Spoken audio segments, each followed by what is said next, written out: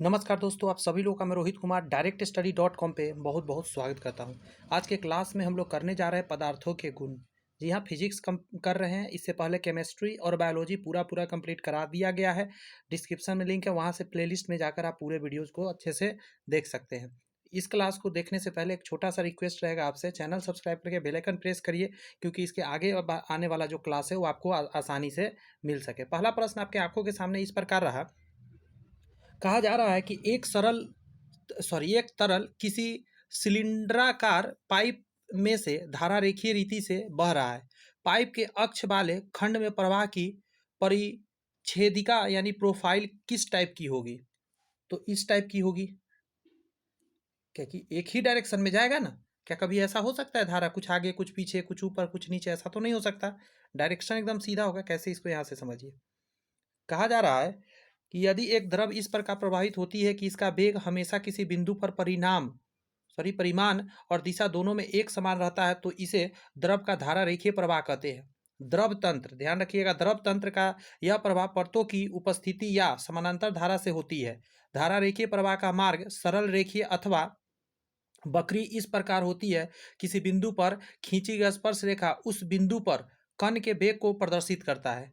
तो अंडरस्टैंड हो गया होगा, ये बातें समझ में आ गई होंगी। नेक्स्ट प्रश्न आपके सामने है कि द्रव बूंद की संकुचित होकर न्यूनतम क्षेत्र घेरने की प्रवृत्ति का कारण क्या होता है? तो पृष्ठ तनाव। ये जो बूंद आप देखते हैं गोला बन जाता है, क्यों बन जाता है? यह देखा गया है कि जब किसी द्रव बूंद को किसी बाहरी बल के अधीन जैसे गुरुत्व बल छोड़ते हैं तो यह सिकुड़कर गोलाकार हो जाता है। पृष्ठ तनाव द्रवों के मध्य वह गुण है जिसके कारण वह न्यूनतम पृष्ठीय क्षेत्रफल प्राप्त करने की प्रवृत्ति रखती है। इसी कारण जो है जल की बूंद गोलाकार होती है, क्योंकि दिए गए आयतन पर गोला न्यूनतम पृष्ठीय क्षेत्रफल रखता है। ये क्वेश्चन है कि निम्नलिखित में से किस एक के लिए केशिकत्व एकमात्र कारण नहीं है? एकमात्र कारण नहीं है। ये ऑप्शन रहा, आप पढ़ सकते हैं इस ऑप्शन को।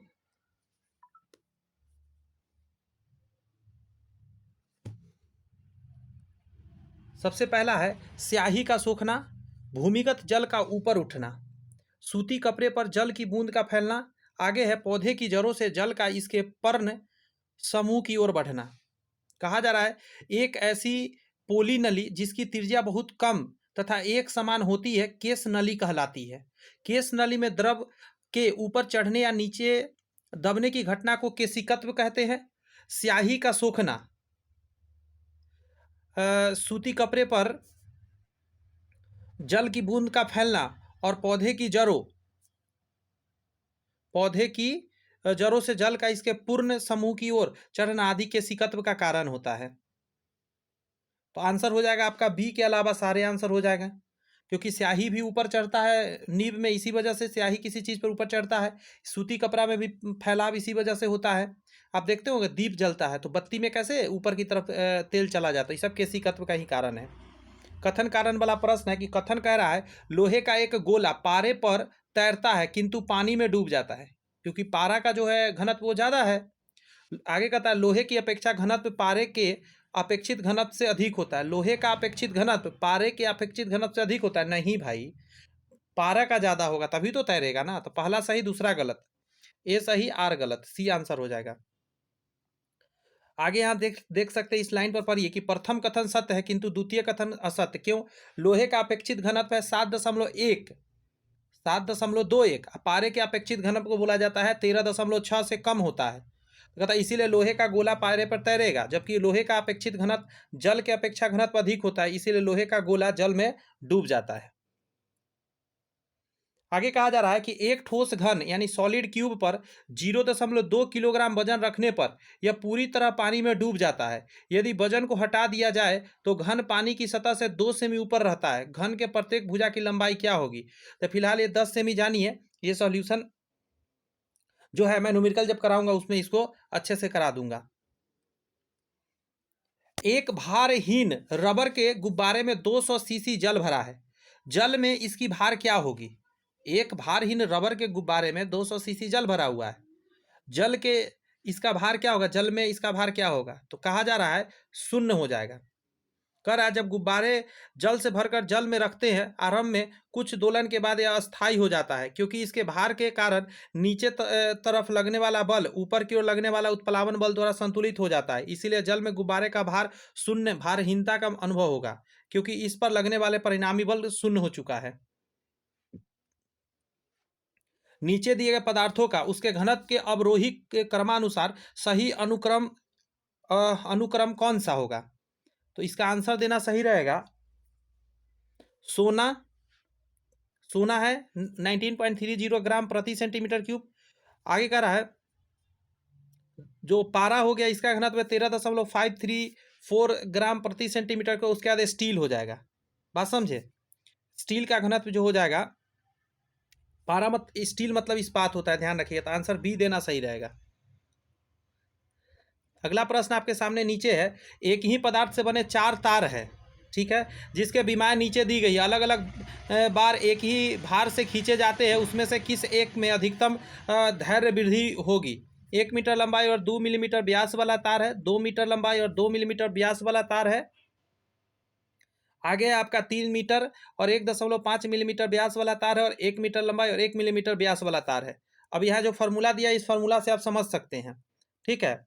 जैसे किसी तार में खिंचाव डेल्टा एल होता है, तो वाई बराबर एफ बटा ए फोर्स बाई एरिया गुने एल बाई डेल्टा एल हो जाता है। इस तरीके से जब निकालेंगे आप, तो आपका आंसर क्या आ जाएगा? इसीलिए 3 मीटर लंबे और 1.5 व्यास वाले तार में अधिकतम खिंचाव होगा, यानी सी नंबर आंसर हो जाएगा।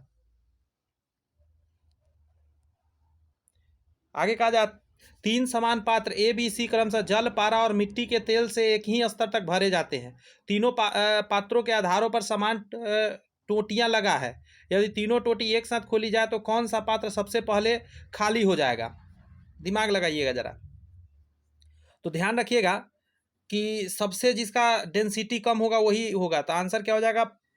मिट्टी के तेल वाला सबसे कम डेंसिटी है, सबसे पहले यही खाली होगा। तो सी आंसर देना सही रहेगा।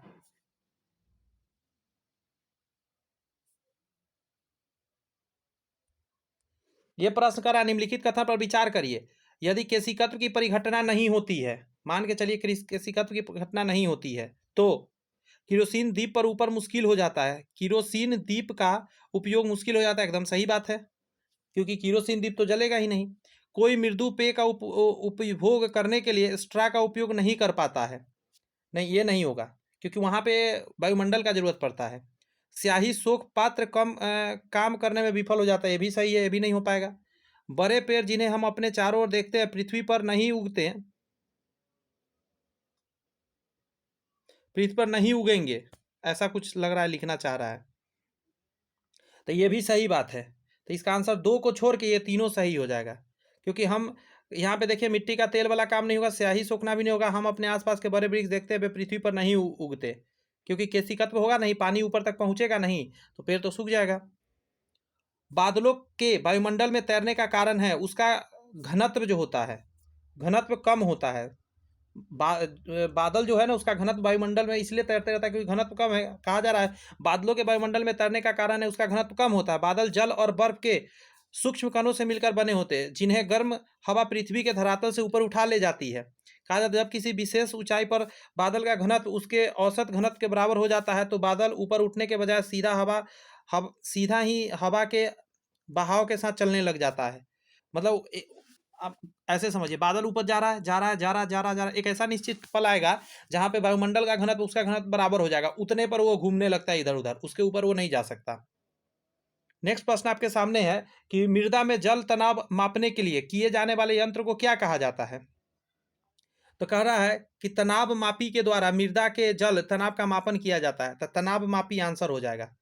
बर्नौली का सिद्धांत निम्नलिखित में से किसके संरक्षण का कथन है?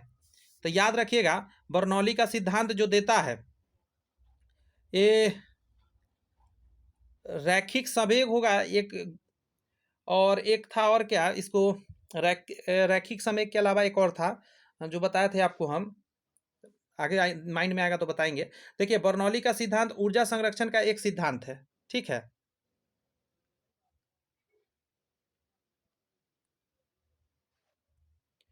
कह रहा है बर्नौली का सिद्धांत ऊर्जा संरक्षण एक सिद्धांत है जिसके अनुसार जब कोई असंपीड्य और अश्यान द्रव अर्थात आदर्श द्रव किसी नली में धारा रेखीय प्रवाह में बहता है तो इसके मार्ग के प्रत्येक बिंदु पर इसके एकांक आयतन एवं एकांक द्रव्यमान की कुल ऊर्जा नियत रहती है। दाब एवं द्रव्यमान का सिद्धांत न्यूटन ने दिया था। ध्यान रखिए, दाब और द्रव्यमान का सिद्धांत न्यूटन ने दिया था, लेकिन बर्नौली साहब ने क्या किया था, ऊर्जा संरक्षण का सिद्धांत दिया था। तो आंसर क्या हो जाएगा इसमें? तो आंसर ए देना सही रहेगा। ठीक है, रेखीय संवेग इसका नहीं होगा, इसका हो जाएगा आपका ऊर्जा का सही रहेगा। ऊर्जा संरक्षण का सिद्धांत है ना।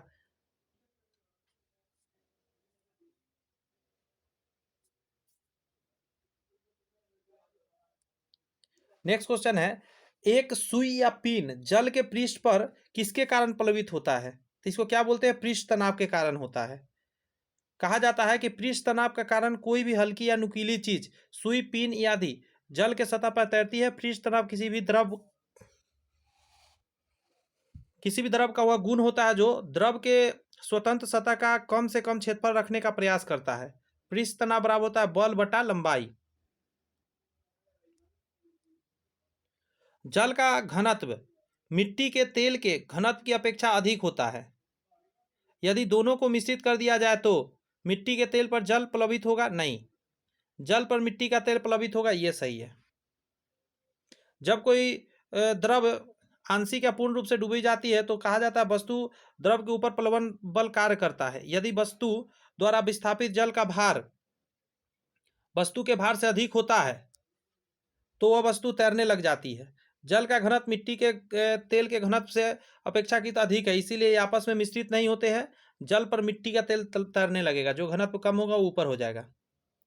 वर्षा की बूंद का आकार गोलाकार किस कारण होता है? पृष्ठ तनाव। पृष्ठ तनाव के कारण कोई भी द्रव न्यूनतम क्षेत्रफल रखना चाहता है, इसी कारण क्या होता है? गोला हो जाता है। स्टील रबर से अधिक प्रत्यास्थ है। स्टील रबर से अधिक प्रत्यास्थ है, खींच सकते हैं उसको। कहा जाता है जब किसी वस्तु पर बाहरी बल आरोपित किया जाता है तो वह वस्तु की आकृति में परिवर्तन लाने का प्रयत्न करता है। इसके विरूपक बल कहा जाता है। विरूपक बल के नाम से जानते हैं, रूप बदलता है। जब यह बल हटाया जाता है तो वस्तु अपने प्रारंभिक अवस्था में आने का प्रयत्न करता है। इसे प्रत्यास्था का गुण कहा जाता है। रबर की अपेक्षा इस्पात में कठोरता अधिक होती है, इसलिए प्रत्यास्था का गुण अधिक होता है। यानी एक चीज समझिए, रबर को आपने खींचा, छोड़ दिया आपने, तो वो उसी शेप में आ जाता है। लेकिन आप स्टील का एक बड़ा सा स्केल देखते होंगे, स्केल को आप मोड़ के पकड़िए, हल्का सा छोड़ दीजिए, फिर सीधा हो जाएगा। यही बात यहाँ कह रहा है, ये प्रत्यास्था के कारण होता है। नेक्स्ट है, निम्नलिखित में से वह उपकरण कौन सा है जिसका प्रयोग पवन के बल एवं वेग के मापन के लिए किया जाता है? पवन मतलब हवा के लिए, तो क्या बोलते हैं इसको? एनेमोमीटर हो जाएगा, द्वारा पवन का सामर्थ्य यानी बल तथा वेग का मापन किया जाता है। एनीमोमीटर द्वारा विद्युत धारा, ऑडियोमीटर द्वारा, देखिए, एमीटर द्वारा विद्युत धारा, ऑडियोमीटर द्वारा श्रवण क्षमता यानी सुनने की क्षमता, तथा अल्टीमीटर द्वारा ऊंचाई नापा जाता है। ये सब ध्यान रखिएगा। यहाँ स्टील से बनी गोलाकार गेंद को मरकरी के पात्र में डालने पर वह तैरने लगेगा, उसके पृष्ठ के ऊपर रहेगा।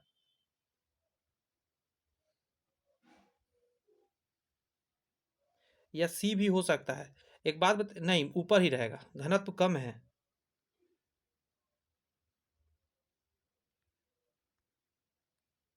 क्या? हाँ ठीक है, ठीक है, ठीक है, ठीक है, ठीक है, ऊपर ही रहेगा। देखिए, यदि किसी वस्तु का, सॉरी, धातु का घनत्व द्रव के घनत्व, एक मिनट, घनत्व द्रव के घनत्व से कम हो तो वह द्रव के सतह पर तैरती रहेगी, यदि अधिक हो तो द्रव में डूब जाएगी। इस्पात जो गोलाकार गेंद बने हुए हैं, पात्र में डालने पर पारे के ऊपर तैरती रहेगी, क्योंकि इस्पात की तुलना में पारे का घनत्व अधिक है। आगे है कि किसी मनुष्य के लिए नदी के जल की अपेक्षा समुद्र के जल में तैरना अधिक सरल क्यों होता है? क्योंकि वो घनत्व ज़्यादा होता है उसका, समुद्र का, क्योंकि उसमें नमक होता है। समुद्री जल का घनत्व नदी के जल के घनत्व से कम होता है, नहीं, ये हो जाएगा, ज़्यादा होता है घनत्व। कहा जा रहा है आगे, जब वस्तु द्वारा हटाए गए द्रव का भार उत्प्लवन बल के बराबर हो जाता है तो वस्तु द्रव में तैरने लग जाती है। क्योंकि समुद्री द्रव का जल का घनत्व नदी की तुलना में अधिक होता है, इसलिए नदी के जल की अपेक्षा समुद्र में तैरना आसान हो जाता है। आगे है, निम्न में से किसमें संवहन होता है? संवहन होता है द्रव और गैस में सिर्फ, ठोस में कभी नहीं हो सकता संवहन। संवहन विधि से ऊष्मा का स्थानांतरण केवल द्रव और गैसों में क्रियान्वित होता है। ठोस में ऊष्मा का संचरण चालन विधि द्वारा होता है। संवहन की प्रक्रिया में गैस और द्रव के अणु ऊष्मा प्राप्त करके ठंडे भाग की ओर जाते हैं तथा उसका स्थान लेने के लिए ठंडे भाग के अण गर्म वाले स्थान पर चले जाते हैं। इसी को संवहन बोला जाता है। ठोस में चालन द्वारा होता है कि हम गर्म हुए, अब तुमको करेंगे, फिर वो आगे को करेगा, वो आगे को करेगा, वो आगे को करेगा, स्थान चेंज नहीं होता है। लेकिन द्रव में ऐसा, गैस और द्रव में अलग होता है। अब पानी गर्म करते हैं, नीचे वाला पोर्शन गर्म हुआ पानी, वो ऊपर चला आएगा और ऊपर वाला ठंडा नीचे चला जाएगा, ऐसे होता रहेगा। यानी अगर पानी आप गर्म कर रहे हैं तो ऊपर का आपको गर्म पानी लग रहा है, लेकिन हाथ जब नीचे डालेगा नीचे गर्म नहीं रहेगा ज़्यादा। आगे सुनिए, तूफान की भविष्यवाणी की जाती है जब वायुमंडल का दाब तेजी से कम हो जाए। देखिए, वायुमंडल दाब का एकाएक गिरना आंधी तूफान के आने का संकेत देता है। इसी प्रकार मौसम की भविष्यवाणी की जाती है, तो कम होना, सहसा कम होना तेजी के साथ। आगे है कि पहाड़ की चोटियों पर आलूओं को पकाने यानी गलाने में अधिक समय लगता है क्योंकि वायुमंडलीय दाब कम होता है। कहाँ है, ये हो जाएगा, वायुमंडलीय दाब कम होता है। कहा जाए द्रव के क्वथन और वायुमंडलीय दाब के मध्य समानुपाती का संबंध होता है। दाब के बढ़ने से क्वथनांक बढ़ने लग जाएगा, दाब के घटने से क्वथनांक घट जाता है। पृथ्वी के धरातल से जैसे जैसे हम ऊपर जाते हैं वायुमंडलीय दाब कमने लगता है, इसके कारण जल का क्वथनांक घट जाता है और आलू को उबलने में ज़्यादा टाइम लगता है। आगे है कि भूकंप को दर्ज करने वाला उपकरण कौन सा है, तो भूकंप को दर्ज करने वाला सिस्मोग्राफ है। ध्यान रखिएगा, सिस्मोग्राफ भूकंप के दौरान उत्पन्न तरंगों को रिकॉर्ड करता है या डेटा को आरेखित रूप से प्रदर्शित करता है। नेक्स्ट है आपका कि सोडा लाइम की एक बोतल को गर्दन से पकड़ा गया है और ऊर्ध्वाधर वृत्त में तेजी से घुमाया गया है। बोतल के किस भाग के निकट बुलबुले एकत्र होंगे, तो आंसर हो जाएगा गर्दन के निकट होंगे। सोडा लाइम के बोतल को गर्दन से पकड़कर ऊर्ध्वाधर वृत्त में तीव्र गति से घुमाने पर बुलबुला एकत्रीकरण बोतल के गर्दन के पास अधिक होता है। बुलबुले सामान्य खुले पृष्ठ की ओर गति करता है। नॉर्मल सी बात है, जिधर खुला रहेगा उस तरफ ज़्यादा बुलबुला जाएगा। यदि हम किसी पात्र के तल पर द्रव के दाब की गणना करना चाहते हैं तो उसे निर्धारित करने के लिए कौन सी मात्रा अपेक्षित नहीं है। देखिए, पात्र के तल के पृष्ठ क्षेत्रफल, इससे नहीं होगा। कहा जा रहा है कि द्रव दाब बराबर HPG होता है। इसको क्या कहा जाता है, द्रव स्तंभ की ऊंचाई, द्रव का घनत्व और गुरुत्वीय त्वरण, ये 3 चीज काम आएगा। तो यह ना हो गया पहला में, द्रव स्तंभ की ऊंचाई और द्रव का घनत्व और पात्र के तल का गुरुत्व के कारण त्वरण। तो उपयुक्त सूत्र के आधार पर यह कहा जा सकता है किसी पात्र के तरल दाब की गणना करने हेतु पात्र के तल का पृष्ठीय क्षेत्रफल आवश्यक नहीं होता है। नेक्स्ट प्रश्न है कि द्रव चालित मशीनें किस सिद्धांत पर काम करती है, जो द्रव से चलता है। तो याद एक चीज रखिएगा, पास्कल का नियम बोला जाता है उसको। पास्कल के नियम पर जब किसी परिबद्ध द्रव पर दाब आरोपित किया जाता है तो ऐसी स्थिति में वह दाब संपूर्ण द्रव में सभी दिशाओं में समान रूप से संचारित होता है। इस सिद्धांत के आधार पर द्रव दाब संचालित ब्रेक और लिफ्ट आदि का क्रियान्वयन हो रहा है। द्रव वाला जो ब्रेक हो रहा है आजकल प्रयोग होता है। पानी की बूंदों का तैलीय पृष्ठ पर न चिपकने का कारण क्या हो जाता है, तो एक चीज समझिएगा, एक होता है ससंजक बल, एक होता है असंजक बल। तो जैसे पानी के द्रव में पानी के द्रव का ससंजक बल बोलते हैं, तो वो आपस में चिपकेगा, लेकिन पानी का तेल के साथ असंजक बल हो जाता है। तो यही कारण है कि वो आपस में नहीं चिपकता। पानी के अणुओं के बीच ससंजक बल पानी और तेल के अणुओं के बीच में लगने वाला असंजक बल से अधिक होने के कारण पानी की बूंदें तैलीय पृष्ठ पर नहीं चिपकती है। आगे प्रश्न है कि जब शुद्ध जल में डिटर्जेंट डाला जाता है तो पृष्ठ तनाव क्या हो जाता है। अच्छा क्वेश्चन है, घटेगा। कहता है द्रव का जब पृष्ठ तनाव विलय की घुलनशीलता पर आधारित होता है। विलय की घुलनशीलता अधिक होने पर पृष्ठ तनाव अधिक होगा तथा कम होने पर द्रव का पृष्ठीय तनाव कम होगा। डिटर्जेंट की घुलनशीलता कम होने के कारण पृष्ठ का तनाव कम हो जाएगा।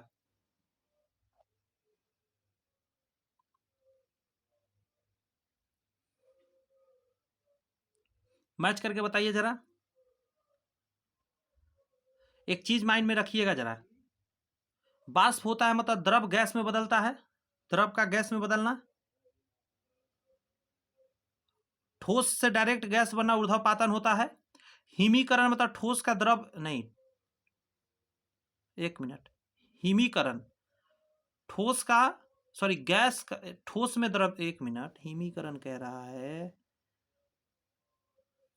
पिघलना मतलब ठोस का द्रव बनना, हिमीकरण कर दीजिए गैस का द्रव में बदलना। वैसे हिमीकरण ये बोलना उतना अच्छा नहीं है, द्रव का ठोस में बदलना, द्रव का ठोस में बदलना हिमीकरण सही होता है, बात समझे। गैसों को द्रव में रूपांतरण को हिमीकरण कर रहा, उतना सुटेबल ये लग नहीं रहा है, लेकिन फिर भी वायुमंडलीय हवा पृथ्वी पर रखी जाती है, वायुमंडलीय हवा पृथ्वी पर रखी जाती है गुरुत्व द्वारा, बादलों द्वारा, पवनों द्वारा, पृथ्वी के घूर्णन द्वारा।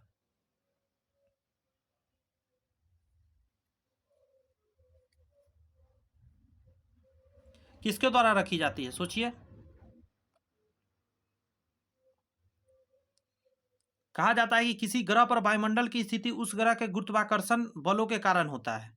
ध्यान रखिएगा, गुरुत्वाकर्षण बल जितना ही अधिक होगा, वायुमंडल की सघनता उतनी ही अधिक होती जाएगी। पृथ्वी पर वायुमंडलीय हवा की उपस्थिति पृथ्वी पर गुरुत्वाकर्षण बल के कारण होता है, न कि किसी और चीज के कारण होता है। धक्का सह प्राय स्टील के बनाए जाते हैं, क्योंकि ये प्रत्यास्था अधिक होती है कठोर होने की वजह से। कहा जाता है जिस वस्तु का पदार्थ का प्रत्यास्था गुण अधिक जितना ही अधिक होगा, वह वस्तु का पदार्थ उतना ही अधिक धक्का सहने की क्षमता रखेगा। प्रत्यास्था किसी भी वस्तु का वह गुण है जो विरूपक बल का विरोध करता है। इस्पात का प्रत्यास्था गुण अन्य पदार्थों की तुलना में अपेक्षाकृत अधिक होता है, इसीलिए धक्का जहां भी लगने वाला जगह होता है वहां स्टील लगा दिया जाता है। नेक्स्ट प्रश्न है कि तप्त जल के थैलों में जल का प्रयोग किया जाता है, क्योंकि कहा जाता है तप्त जल के थैलों में जल का प्रयोग सिंचाई के लिए किया जाता है, क्योंकि जल की विशिष्ट ऊष्मा अधिक होती है। और कुछ भी लीजिए, लेकिन सबसे ज्यादा क्या होता है, इसका विशिष्ट ऊष्मा अधिक होने के कारण उसका जल का प्रयोग हम लोग करते हैं।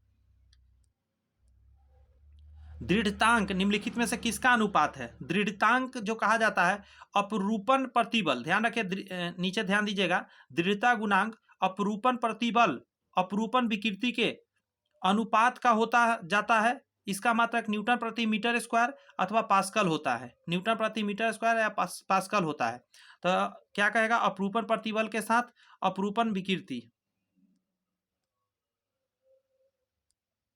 आगे है कि जब कोई जहाज नदी में समुद्र में प्रवेश करता है, कहाँ नदी, जब जहाज नदी से समुद्र में प्रवेश करता है तो थोड़ा ऊपर उठ जाएगा, ऑप्शन ए सही रहेगा, क्योंकि घनत्व बढ़ गया। किसी वस्तु की द्रव में तैरना उस द्रव के उत्प्लवन बल के कारण होता है, इसके साथ ही द्रव का घनत्व भी सहायक होता है। नदी की तुलना में समुद्र का जल घनत्व अधिक होता है, इसलिए जब कोई जलयान समुद्री जल में प्रवेश करता है तो जलयान का तल कुछ ऊपर उठ जाता है। आगे प्रश्न है, निम्नलिखित में से कौन सा गुण भारी पानी यानी हैवी वाटर में नहीं होता है। तो कहा जाता है भारी जल का क्वथनांक 101 से 104 डिग्री सेल्सियस होता है, साधारण जल का क्वथनांक 100 डिग्री होता है। भारी जल का जो सूत्र होता है D2O होता है, बात समझे, ड्यूटेरियम ऑक्साइड बोलते हैं। तो आंसर हो जाएगा भारी पानी का क्वथनांक साधारण पानी से कम होता है। ये गड़बड़ है, क्वथनांक ज्यादा होता है, 101 से 104 तक होता है। अच्छा, भारी पानी का घनत्व साधारण पानी से अधिक होता है, तो ये तो सही हो गया। भारी पानी का हिमांक साधारण पानी से अधिक होता है, ये भी सही बात हो गया। ठीक है, आगे कह रहा है यह संक्षारण उत्पन्न करता है, ये भी सही बात है। यह प्रश्न जो है, कहा जाए द्रव्यमान संरक्षण के नियम के बारे में निम्नलिखित कथन में से कौन सा सही है। किस चीज के बारे में, द्रव्यमान संरक्षण नियम के लिए। कह रहा है पहला, किसी यौगिक में तत्वों का अनुपात सदैव एक समान ही होता है।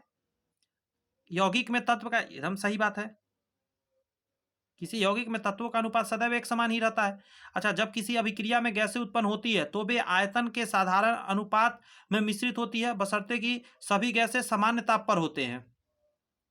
ऐसा कहना तो सही उतना नहीं लग रहा है। आगे कहा जा रहा है आपका कि द्रव्य को न तो उत्पन्न किया जा सकता है और ना ही नष्ट किया जा सकता है। सबसे बेस्ट ये रहेगा, किसी भी द्रव्य को ना उत्पन्न कर सकते हैं ना नष्ट कर सकते हैं। ठीक है, अब यहाँ देख लीजिए, द्रव्यमान संरक्षण के नियम के अनुसार कह रहा है कि द्रव्य का ना तो उत्पन्न हो सकता है, नहीं इसको नष्ट किया जा सकता है। ध्यान रखने वाली बात है। आइए क्वेश्चन पर फिर से, अब यहाँ क्वेश्चन पर आइए। क्वेश्चन कह रहा है कि द्रव्य संरक्षण के नियम के बारे में कौन सा सही है। तो फिर ये सब कहना सही नहीं है, क्योंकि उसका ये सब सही है बात, लेकिन बेस्ट क्या हो जाएगा आपका, बेस्ट हो जाएगा आपका कि द्रव्य का नहीं उत्पन्न कर सकते नहीं नष्ट कर सकते, इसी को हम लोग क्या कहते हैं, संरक्षण कहते हैं द्रव्य का। हाँ, रूप चेंज कर सकते वो अलग बात है। किसी द्रव्य में किसी पिंड का तैरना या डूबना निर्भर करता है किसी भी द्रव में किसी पिंड का तैरना या डूबना निर्भर करता है उसके घनत्व पर। बात समझ में आ रही है? तो कह रहा है पिंड और द्रव के घनत्व के अंतर पर यह डिपेंड करेगा। द्रव का वह गुण जिसके कारण वस्तु के ऊपर की ओर बल लगता है उसे उत्प्लवन बल कहते हैं। उत्प्लवन बल द्रव में द्रव्यमान पर निर्भर करता है। किसी द्रव में पिंड का तैरना या डूबना पिंड के द्रव्यमान और आकार पर निर्भर करता है। आगे आपका किसी पिंड के द्रव्यमान के बारे में निम्नलिखित में से कौन सा कथन सही है? किसी पिंड के द्रव्यमान के बारे में आप क्या कहना चाहेंगे? तो द्रव्यमान हर जगह एक समान होता है, द्रव्यमान में कोई चेंज नहीं होता। भार बदलते रहता है कि द्रव्यमान कभी नहीं बदलता, हमेशा एक रहता है, चाहे किसी दूसरे ग्रह पर भी जाइए। द्रव का जितना परिमाण किसी वस्तु में होता है वह वस्तु का द्रव्यमान कहलाता है। जितना परिमाण है वही उसका द्रव्यमान है। वस्तु के जड़त्व का मापन द्रव्यमान द्वारा किया जाता है। किसी वस्तु का द्रव्यमान शून्य नहीं हो सकता है। आगे कहा जा रहा है कि एक प्याले में स्थिर अवस्था में स्थिर तरल के बारे में निम्नलिखित में से कौन सा कथन सही है? एक प्याले में स्थिर अवस्था में स्थिर तरल के बारे में निम्नलिखित में से कौन सा कथन सही है? तो तरल में सभी बिंदुओं पर दाब एक समान होता है, यह गलत बात है। अलग अलग जगह पे आप नीचे जाएंगे तरल में तो दाब बदल जाएगा। दाब भित्तियों पर पड़ता है और दाब तरल में हर जगह रहता है। ये सही, दोनों बात सही है। देखिए कह रहा है द्रव के अणुओं के द्वारा बर्तन की दीवार यानी भित्तियों पर प्रति एकांक क्षेत्रफल पर लगने वाले बल को द्रव का दाब कहते हैं। एक प्याले में स्थित पदार्थ में स्थिर तरल दाब दीवारों पर पड़ता है, वही बात कर रहा है, भित्तियों पर पड़ता है। और दाब तरल में हर जगह पर होता है, कम बेसी है वो अलग बात है। किसी पिंड की पृष्ठ उष्मा के बारे में निम्नलिखित में कौन सा सही है? विशिष्ट उष्मा की बात कर रहा है। तो पहला ऑप्शन है कि यह पिंड के द्रव्यमान और आकार पर निर्भर करता है। यह पिंड के द्रव्यमान और आकार पर निर्भर नहीं करता है, यह केवल पिंड के ताप पर निर्भर करता है। तो देखिए इसका दूसरा नंबर आंसर जो हो जाएगा यह सही है। यह पिंड के द्रव्यमान और आकार पर निर्भर नहीं करता है। नीचे देखिए यहां पे कहा जा रहा है किसी पदार्थ की इकाई मात्रा का ताप 1 डिग्री सेल्सियस बढ़ाने के लिए विशिष्ट आवश्यक उष्मा की मात्रा को पदार्थ का विशिष्ट उष्मा कहा जाता है। सुनिए, किसी पदार्थ की यहां केवल नहीं लगता ना तो सही हो सकता था, केवल लग के खराब हो गया, इसलिए 2 आंसर हो जाएगा। पदार्थ की 1 इकाई ताप को डिग्री सेल्सियस आगे बढ़ाने के लिए जितना उष्मा की जरूरत पड़ेगा उसे विशिष्ट उष्मा कहा जाता है। उस पदार्थ का विशिष्ट उष्मा हमेशा किसी न किसी पदार्थ का होता है। वायु के सापेक्ष किसी द्रव्यात्मक माध्यम के अपवर्तनांक के संबंध में निम्नलिखित में से कौन सा कथन सही है? वायु के सापेक्ष किसी द्रव्यात्मक माध्यम के अपवर्तनांक के संबंध में निम्नलिखित में से कौन सा कथन सही है? यह या तो धनात्मक या ऋणात्मक हो सकता है, इसका मान 0 होता है, यह सभी द्रव्यों के लिए एक है, यह हमेशा 1 से अधिक होता है। यहां आइए, कहा जा रहा है कि किसी भी स्थिति में वायु के सापेक्ष किसी द्रव्यात्मक माध्यम के अपवर्तनांक हमेशा 1 से अधिक होता है, हमेशा 1 से अधिक होता है। अपवर्तनांक के आधार पर ही हम उस माध्यम में प्रकाश के वेग को परिभाषित कर सकते हैं। अगला प्रश्न है, ये सारे एनडीए में देखिए आया हुआ प्रश्न है। ठोस की अपेक्षा द्रव का प्रसार गुणांक मापने में कठिनाई क्यों होती है? ठोस के तुलना में जो एक गुणांक है प्रसार गुणांक मापना कठिन क्यों होता है? इसके रीजन है क्योंकि गर्म करिएगा जब द्रव को रख के तो उसका पात्र का भी प्रसार हो जाता है गर्म करने पर। ठोस की अपेक्षा द्रव का प्रसार गुणांक मापने में कठिनाई होती है क्योंकि गर्म करने पर उसके पात्र का भी प्रसार हो जाता है। जब हम किसी द्रव को गर्म करते हैं तो उसमें गर्म के लिए किसी पात्र में रखते हैं तो इस दौरान सबसे पहले पात्र गर्म होता है और फैलता है, ध्यान रखिएगा। वस्तु की मात्रा बदलने अपरिवर्तित रहेगा। मात्रा को अगर आपने बदला तो क्या अपरिवर्तित रहेगा? कमाल का क्वेश्चन है। देखिए कहता है वस्तु का घनत्व उसके द्रव्यमान आयतन के अनुपात पर निर्भर करता है, तो घनत्व हो जाएगा। कहा जा रहा है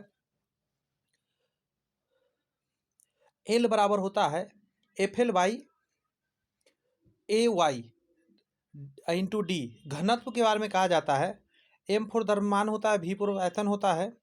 ये सारी बातों को छोड़िए, आप सीधा इतना याद रखिए कि वस्तु की मात्रा बदलने पर अपरिवर्तित रहेगा वो घनत्व है। भार में चेंजिंग आ जाएगा, आयतन बदल जाएगा, द्रव्यमान, जैसे 1 गिलास पानी आधा गिलास कर देंगे तो आयतन, द्रव्यमान, घनत्व नहीं बदलता है। घनत्व चाहे पानी आधा गिलास लीजिए या कम लीजिए, घनत्व हमेशा सेम रहेगा। जल युक्त गिलास में तैरता हुआ बर्फ का टुकड़ा जब पिघलता है तो पानी का स्तर वही रहेगा। क्यों? क्योंकि देखिए, जल से भरे गिलास में तैरता हुआ बर्फ का टुकड़ा यदि पिघलता है तो परिणामी आयतन पूर्ववत रहेगा, फलतः पानी का स्तर वही रहेगा। कारण क्या है? क्योंकि बर्फ ऑलरेडी जितना उसमें था, तो जितना बर्फ पूरा पूरी तो ऊपर नहीं रहा होगा, कुछ पानी के अंदर रहा होगा, तो कुछ पानी के अंदर रहा होगा बर्फ, कुछ ऊपर रहा होगा, तो उतना ही ऊपर रहता है बर्फ जितना पानी उसने ऊपर उठा रखा था। धीरे धीरे उगलता जाएगा और उतना ही लेवल बना रहेगा। हमारा नया चैप्टर उष्मा है, लंबा चैप्टर है, तो हिम्मत बनाकर रखिए मेरे साथ, अच्छे से समझिए। उष्मा, SI मात्रक बताइए तो, उष्मा का क्या चीज में नापते हैं? उष्मा कार्य जूल में नापा जाता है। सबसे पहले यहाँ कहा जा रहा है, कथन ए में तापमान में वृद्धि के साथ ग्लिसरीन की श्यानता बढ़ जाती है। श्यानता मतलब विस्कोसिटी बोलते हैं इसको, कह रहा है कि बढ़ जाएगा। अगर तापमान में वृद्धि से अणुओं की गतिज ऊर्जा बढ़ जाती है तो सही है, लेकिन ये गलत है। आप दिमाग लगाइए, जैसे अनसेचुरेटेड को जब गर्म करेंगे, सॉरी सेचुरेटेड को गर्म करेंगे तो अनसेचुरेटेड में तब्दील होने लगता है, उसमें और भी चीज़ आप मिला सकते हैं। यहाँ पे तो उल्टा हो रहा है, ग्लिसरॉल पतला होगा ना, ध्यान रखिएगा। तो इसका आंसर क्या देना सही रहेगा? बाद वाला सही है, पहला वाला गलत है। यहाँ से समझिए ना, यहाँ कह रहा है प्रथम असत्य है क्योंकि द्रव की श्यानता तापमान पर निर्भर करती है। तापमान वृद्धि करने पर ग्लिसरॉल की श्यानता घट जाती है। द्वितीय कथन सत्य है क्योंकि तापमान बढ़ने पर द्रव के अणुओं की गतिज ऊर्जा बढ़ जाती है, क्योंकि द्रव के अणुओं की गतिज ऊर्जा, गौर से सुनिए, परम ताप के समानुपाती होता है। यहाँ एक चीज दिया गया है कि दो धातु ए और बी की एक पट्टी एक मजबूती से जुड़ी है, जैसा कि चित्र में दिखाया गया। मतलब एक ये धातु है, अलग धातु है, दोनों को ऐसे आप चिपका चुके हैं। अब सुनिए क्या हो रहा है। कह रहा है गर्म करने पर ए बी से अधिक फैलती है। ऊपर वाला ए था, नीचे वाला बी था। ए बी की तुलना में ज़्यादा फैलेगा, तो यहाँ देखिए, यहाँ ज़्यादा फैला हुआ है ये, और ये कम फैला हुआ है कि नहीं?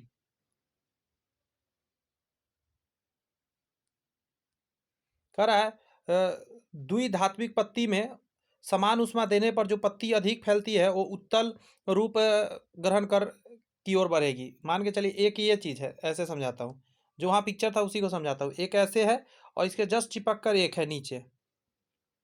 अगर ये ज़्यादा फैलने वाला है तो ये फैलेगा तो इधर भागेगा, इधर भागेगा, बात समझे? तो ये ऐसा रूप हो जाएगा, ऐसा। आगे कहता है न्यूनतम तापमापो क्रायोजेनिक्स का अनुप्रयोग होता है। इंपॉर्टेंट क्वेश्चन है।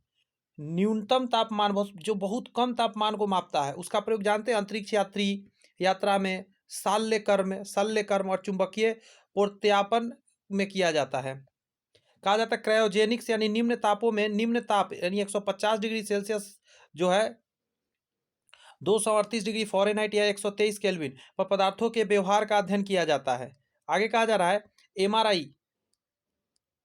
एमआरआई जो होता है क्रायोजेनिक्स का एक अनुप्रयोग है। एमआरआई वस्तुओं का प्रतिबिंब लेने का एक तरीका है जिसमें प्रबल चुंबकीय क्षेत्र का प्रयोग किया जाता है। निम्न तापी द्रव अंतरिक्ष यात्रियों के लिए भी प्रयुक्त किया जाता है।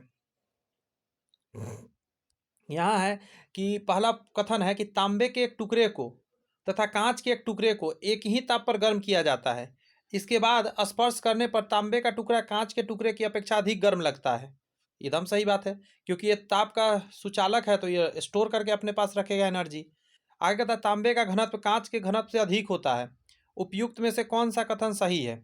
तो देखिए, इसमें दोनों कथन सही है, लेकिन इसका ये वर्णन नहीं कर रहा, इसलिए बी आंसर देना सही रहेगा।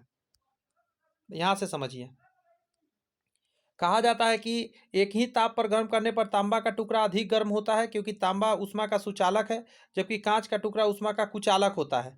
तांबे का घनत्व 8.92 ग्राम प्रति सेंटीमीटर क्यूब है। कांच का घनत्व जो है 2.6 ग्राम प्रति सेंटीमीटर क्यूब से अधिक है।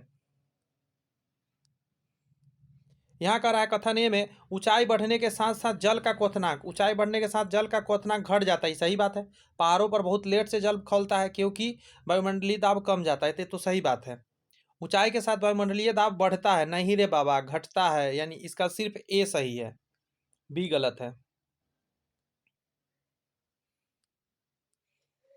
किसी तत्व का क्वथनांक बिंदु वह ताप होता है जिस पर द्रव का भाप दाब अपने चारों ओर वायुमंडलीय दाब के बराबर हो जाता है। ऊंचाई बढ़ने के साथ वायुमंडलीय दाब घटता है, इसलिए क्वथनांक घट जाता है। आगे का और द्रव कम ताप पर उबलने लगता है।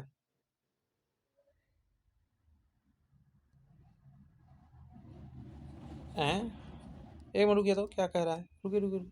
पहले इसको पढ़ते हैं। कह रहा है किसी तत्व का क्वथनांक बिंदु वह ताप है।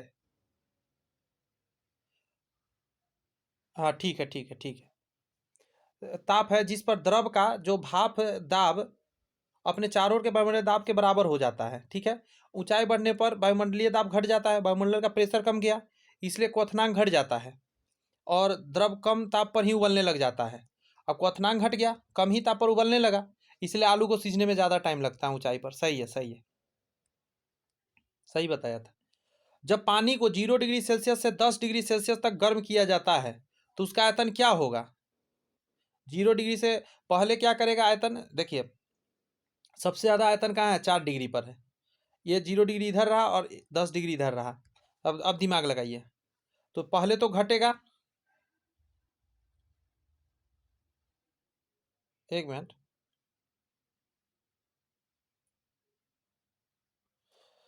जब पानी को 0 डिग्री सेल्सियस से 10 डिग्री सेल्सियस तक गर्म किया जाता है,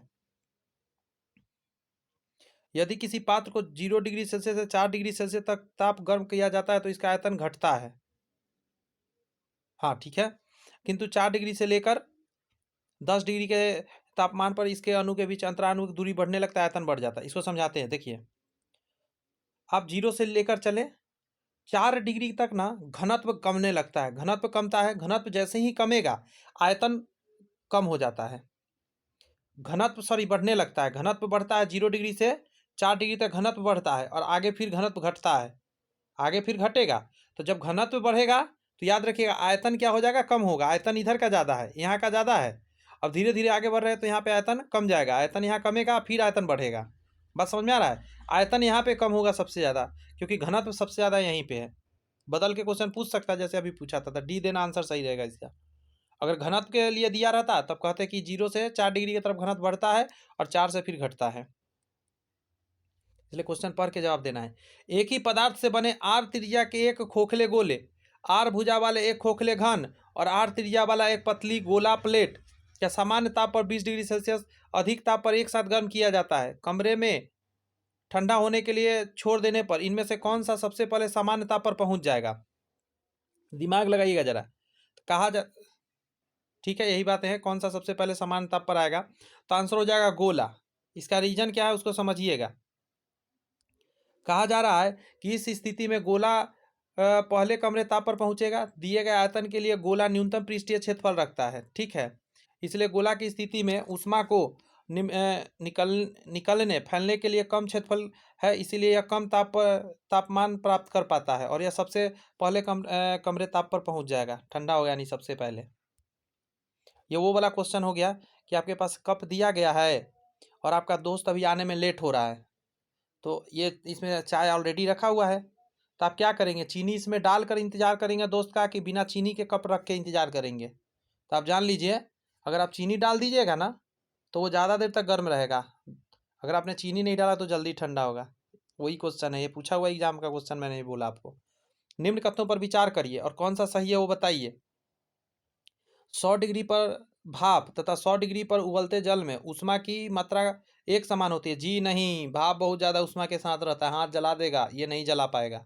उंगली डाल के आप निकाल भी सकते हैं इसमें से, लेकिन ये पड़ गया ना तो पूरा हाथ खदका देगा, जला देगा, तो ये गड़बड़ हो गया। पहला तो गए हो। बर्फ की संगलन गुप्त ऊष्मा तथा जल की वाष्पन गुप्त ऊष्मा बराबर होती है। नहीं, ये भी गलत है। वातानुकूलन में कक्ष वायु में वायु में से वाष्पित कुंडली में ऊष्मा का निष्कर्षण होता है तथा द्रवित कुंडली पर ऊष्मा का निरसन होता है। आइए, ये क्या मैंने बोला यहाँ से समझिए, थोड़ा सा ऊपर कर देता हूँ। यहाँ है कि केवल तृतीय कथन ही सत्य होगा। क्यों?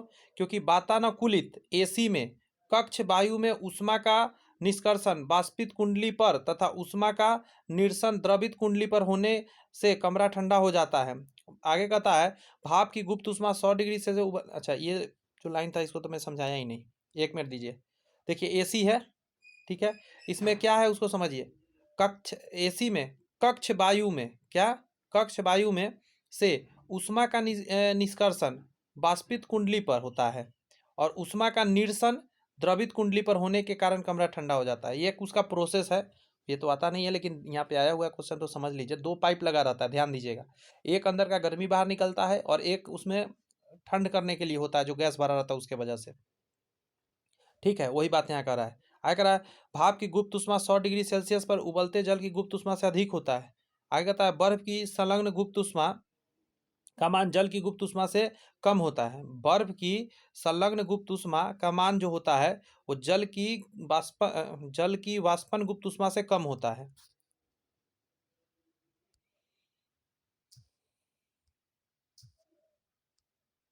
इस क्वेश्चन में है कि साफ मेघ रहित रातों की तुलना में मेघाच्छन्न रातें अपेक्षाकृत गर्म होती है, क्योंकि बादल क्या कर रही होती है?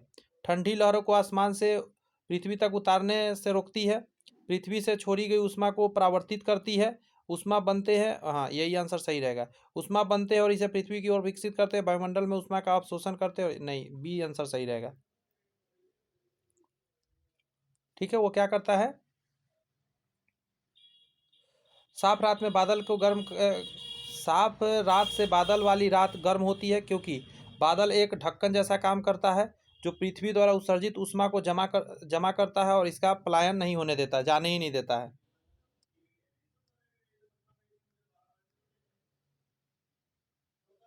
अवशोषण तो करता नहीं है, सही है। यह प्रश्न कह रहा है करे जारे में झील की सतह हिमसित हो जाती है, मतलब बर्फ बन जाता है, किंतु इसके तल में द्रव अवस्था में बना रहता है। यह किस कारण से ऐसा होता है? क्योंकि बर्फ जो है ऊष्मा का कुचालक है। ठंडा एक बार बर्फ जम गया ऊपर में लेयर पे, तो अब वो नीचे ठंडा को जाने ही नहीं देगा, कुचालक होने की वजह से। यहाँ देख लीजिए, कह रहा है बर्फ ऊष्मा का कुचालक होता है। झील की सतह पर बर्फ जमने के बाद नीचे जल द्रव अवस्था में रहता है, क्योंकि झील पर जमी बर्फ अंदर ऊष्मा को बाहर नहीं आने देती है।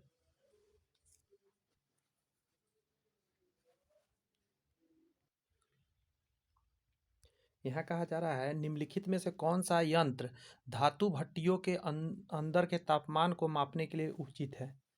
तो इसको बोलते हैं पाइरोमीटर के नाम से जानते हैं। ठीक है, यह भट्टियों के अंदर का ना रिमोट सेंसिंग प्रणाली पर आधारित होता है और यह क्या करता है? टेम्परेचर को नापता है।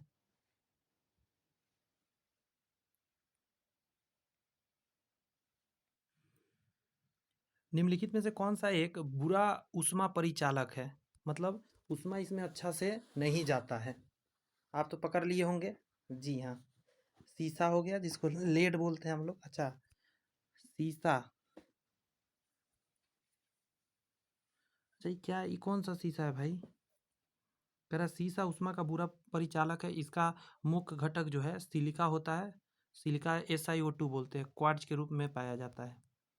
इस प्रश्न को देखिए, पारद जानते क्या होता है? मरकरी को बोलते हैं। पारद थर्मामीटर का आविष्कार किसने किया था? ये अच्छा क्वेश्चन है, बचपन में पढ़ने को मिलता था, पता है ना, जीके में। क्या था जो पारद थर्मामीटर का आविष्कार फॉरेनहाइट नामक वैज्ञानिक ने किया था। किसने किया था? फॉरेनहाइट। तो आंसर हो जाएगा फॉरेनहाइट। तापमापी या थर्मामीटर वह युक्ति है जो ताप की प्रवणता को मापने में काम आती है। ठीक है, आगे कहता है गैलीलियो इटली के महान वैज्ञानिक थे। इन्होंने दूरबीन का आविष्कार किया था। न्यूटन का एक प्रसिद्ध भौतिक वैज्ञानिक थे। इन्होंने गति का 3 नियम दिया था। गति के आगे बढ़िए, फ्रिस्टले का संबंधित ऑक्सीजन की खोज से है। ये जो फ्रिस्टले है ऑक्सीजन का खोज किए थे, मतलब चारों ऑप्शन का यहाँ पे जानकारी मिल गया। नेक्स्ट प्रश्न है आपके सामने कि निम्नलिखित तापमान किसके द्वारा मापा जाता है? न्यूनतम तापमान सबसे कम, तो याद रखिए अल्कोहल हो जाएगा ऑप्शन के हिसाब से। कह रहा है न्यूनतम तापमान अल्कोहल थर्मामीटर द्वारा मापा जाता है। कहा जा रहा है अल्कोहल का हिमांक बिंदु पारद के हिमांक बिंदु की तुलना में कम है, ठीक है, जिसके कारण अल्कोहल थर्मामीटर न्यूनतम ताप मापने में प्रयोग में लाया जाता है। ये प्रश्न आपके सामने है कि जल का क्वथनांक उच्च तुगनता पर किस कारण से घट जाता है जब ऊंचाई बढ़ने पर, तो निम्न वायुमंडलीय दाब के कारण। यहाँ देखिए कह रहा है कि द्रव का क्वथनांक वायुमंडलीय दाब के समानुपाती होता है, अर्थात वायुमंडलीय दाब उच्च होने पर जल का क्वथनांक भी उच्च होगा तथा वायुमंडलीय दाब कम होने पर जल का क्वथनांक भी कम होगा। ऊंचाई बढ़ने पर वायुमंडलीय दाब कम हो जाता है, इसलिए जल्दी ही खौल जाता है पानी, और पानी जल्दी खौल जाएगा तो कुछ सीझेगा कम उसमें, आलू इसलिए लेट से सीझेगा। किसी धातु को चालक सामग्री के रूप में प्रयोग करने के लिए निम्न में से कौन सा कसौटी अपनाई जाती है, ठीक है, तो इसको बोलते हैं हम लोग कि किसी भी चालक की चालकता उसके विशिष्ट ऊष्मा पर निर्भर होती है। विशिष्ट ऊष्मा ऊष्मा की वह मात्रा है जो किसी पदार्थ के एकांक द्रव्यमान के एकांक ताप में वृद्धि करती है। तो आंसर हो जाएगा अधिक विशिष्ट ऊष्मा। नेक्स्ट है कि ठंडे देशों में शीतकाल में झीलें जम जाती है नीचे पानी छोड़कर, तो आप दिमाग लगाइए। कह रहा है 4 डिग्री पर जल का आयतन सबसे अधिक होता है। आगे कह रहा है 0 डिग्री पर पानी बर्फ में परिवर्तित हो जाता है, लेकिन जमी हुई झील के नीचे का जल 4 डिग्री पर होता है जो द्रव अवस्था में रहता है। 4 डिग्री आंसर होगा। नीचे पानी 4 डिग्री पर छोड़कर ऊपर जम जाता है। क्वेश्चन गजब का घुमा के पूछे हुए था। ठीक 0 सेल्सियस पर कटोरे में रखे बर्फ और पानी में क्या परिवर्तन आएगा।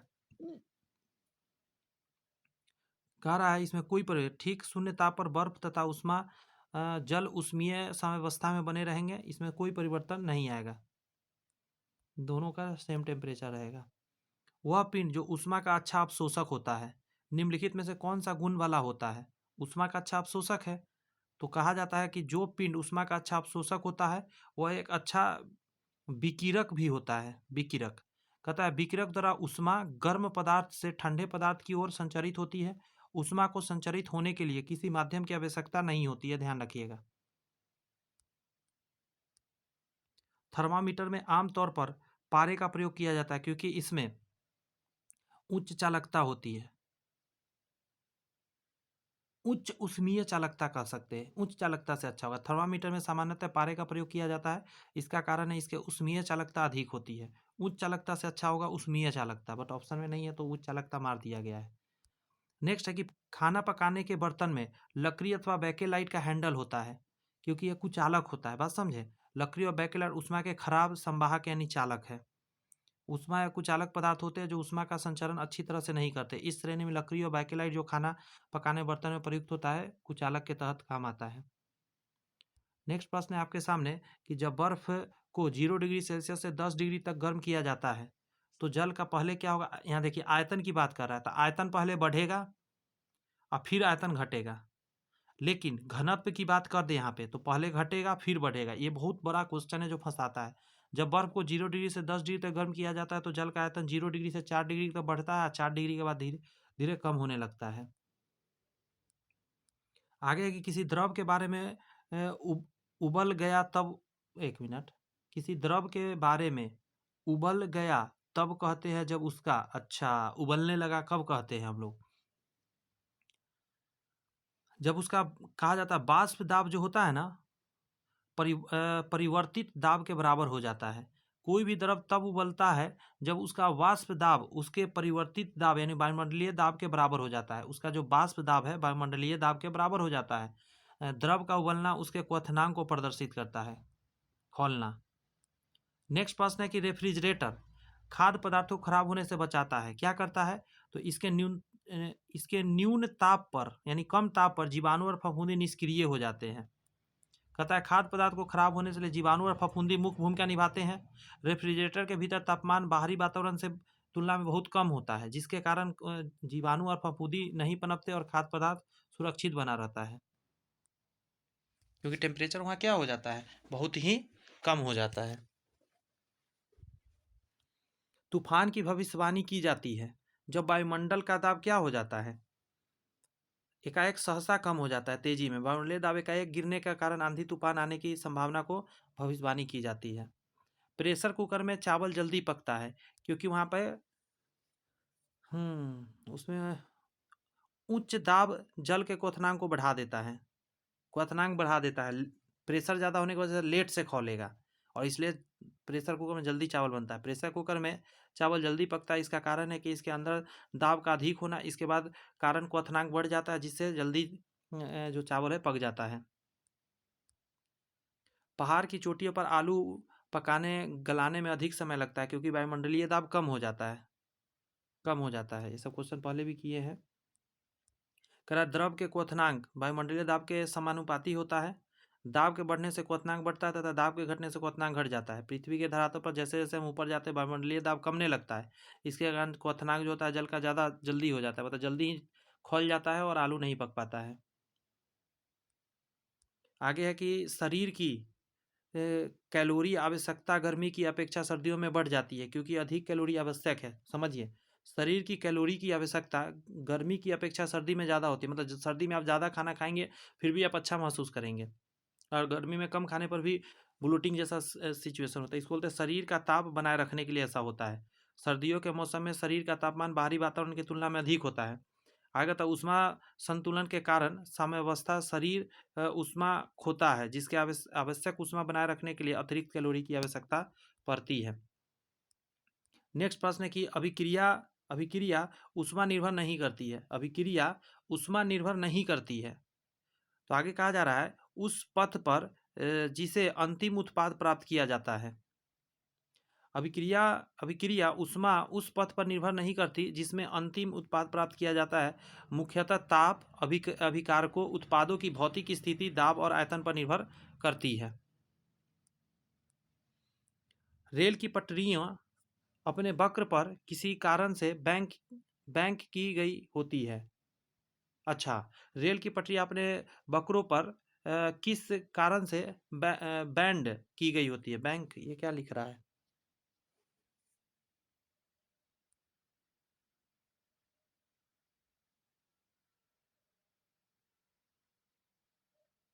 पहले इसका नीचे पढ़ना पड़ेगा, रुकिए क्या है मतलब।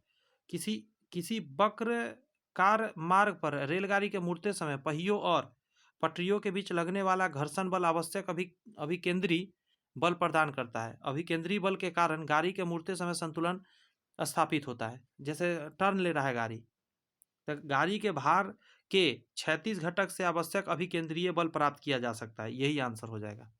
तिरछा जब घूमता है गुलाई पर, मान के ऐसा रास्ता है तो यहाँ पे जब घूम रहा होता है तो ये अभिकेंद्रीय बल के कारण क्या होता है, एक बल प्राप्त करता है जिससे संतुलन बना रहता है। शीतकाल में हैंडपंप का पानी गर्म होता है क्योंकि, सोचिएगा जरा, कहा जाता है पृथ्वी के भीतर तापमान वायुमंडल के तापमान से अधिक होता है, यही रीजन है। कहा जा रहा है भूमिगत जल का तापमान प्रत्येक मौसम में एक समान रहता है, चाहे गर्मी मौसम हो या सर्दी का मौसम हो। शीतकाल में धरातल का तापमान भाग ठंडा हो जाता है जिसके कारण इसकी तुलना में भूमिगत गर्म लगता है हमको। बाहर टेम्परेचर कम है तो अंदर का गर्म ही हमको पानी लगता है, और गर्मी में बाहर टेम्परेचर ज़्यादा है तो ज़मीन के अंदर का पानी हमको क्या लगता है कि बहुत ज़्यादा ठंडा है, लेकिन असल में टेम्परेचर सब दिन एक समान रहता है। कोई पिंड ऊष्मा का सबसे अधिक अवशोषण करता है जब वह ऊष्मा का अवशोषण कर रहा है। काला और खुरदरा होगा, जितना खुरदरा और काला होगा उतना ज़्यादा वो। कहा जा रहा है, इस चीज़ को समझिए कि किसी भी वस्तु के प्रति एकांक पृष्ठ से प्रति एकांक समय में उत्सर्जित विकिरण ऊर्जा की मात्रा उस वस्तु की उत्सर्जन क्षमता कहलाती है। किरचॉफ के अनुसार एक अच्छा उत्सर्जक एक अच्छा अवशोषक होता है, एक अच्छा उत्सर्जक एक अच्छा अवशोषक होता है। काली एवं खुरदरी सतह वाली वस्तु सबसे अधिक अवशोषक तथा सबसे अधिक उत्सर्जक उत्सर्जन करती है। यहाँ प्रश्न है आपके सामने कि जल वाष्पीकृत नहीं होगा, जल वाष्पीकृत नहीं होगा। आपका आंसर हो जाएगा आर्द्र आर्द्रता 100% हो। आर्द्रता 100% हो गया, जल वाष्पीकृत तब नहीं होगा। किसी दिए हुए तापमान पर वायु के किसी आयतन में स्थित जल वाष्प की मात्रा उसी ताप पर उसी आयतन की वायु को संतृप्त, यानी पता नहीं क्या लिखा है, चंद मजाक, करने के लिए जल वाष्प की मात्रा के अनुपात को अपेक्षाकृत आर्द्रता कहते हैं। किसी वातावरण में आर्द्रता यदि 100% होगी तो उस वातावरण में जल वाष्प अब नहीं बन पाएगा, वाष्पीकरण रुक जाएगा। साफ रातों की अपेक्षा मेघ जिस दिन लगा रहता है गर्म होता है, इसका कारण क्या होता है? तो कहा जा रहा है पृथ्वी के द्वारा वायुमंडल क्या कर रहा होता है, फिर से उसको वापस पृथ्वी पर भेज रहा होता है गर्मी को। यही बात यहाँ लिखा जाएगा कि बादल उष्मा के अच्छे अवशोषक होते हैं, बादल उष्मा के अच्छे अवशोषक हैं, अतः पृथ्वी से परिवर्तित उष्मा बादलों में अवशोषित हो जाता है, जो रात्रि काल में पृथ्वी की ओर लौटता है। अच्छा हाँ, पृथ्वी के वायुमंडल को गर्म रखता है। आगे था मध्य में वर्तुल छिद्र वाली धातु की एक प्लेट को गर्म किया जाए, छिद्र के क्षेत्रफल में क्या होगा? एकदम लाजमी है कि बढ़ेगा। ये देखिए, ये एक प्लेट है आपके सामने, ठीक है, बीच में छिद्र है बना हुआ। अब इसको गर्म करिएगा तो ये छिद्र का आकार क्या होगा? बड़ा होगा। ये छिद्र अब बड़ा होगा क्योंकि बाहर वाला प्लेट भी बड़ा हो जाएगा, इसीलिए यहाँ साफ साफ करा ऊष्मा को अवशोषित करने पर धातु क्षेत्रफल में वृद्धि होती है, धातु की प्लेट के मध्य में बना गोला भी फैल जाएगा। नेक्स्ट प्रश्न है, ताप उत्क्रमण होता है। ताप उत्क्रमण होता है, आंसर हो जाएगा ऋणात्मक ह्रास दर। समुद्र तल में जैसे जैसे हम ऊपर की ओर जाते हैं तापमान में क्रमशः गिरावट आती जाती है, इस घटना को ताप उत्क्रमण कहा जाता है। फिर से सुनिए, समुद्र तल से जैसे जैसे हम ऊपर की ओर जाते हैं तापमान में गिरावट आ जाती है, इस घटना को ताप उत्क्रमण कहते हैं। परम शून्य तापमान 0 केल्विन है, ये चीज़ याद रखना है आपको। परम शून्य तापमान 0 केल्विन है। देखिए किसी भी डिग्री सेल्सियस वाले को ना आप केल्विन में बोलिए, वो परम ताप के बराबर होता है, ठीक है। 0 डिग्री ताप में परम शून्य तापमान निम्नलिखित में से कौन सा होगा? सॉरी, डिग्री मात्रक में 0 डिग्री का केल्विन। एक मिनट, क्या क्वेश्चन घुमा रहा है? कह रहा है परम शून्य तापमान 0 डिग्री केल्विन है, डिग्री सेल्सियस मात्रक में परम शून्य तापमान। अच्छा, परम शून्य तापमान मतलब 0 केल्विन की बात कर रहा है, 0 केल्विन।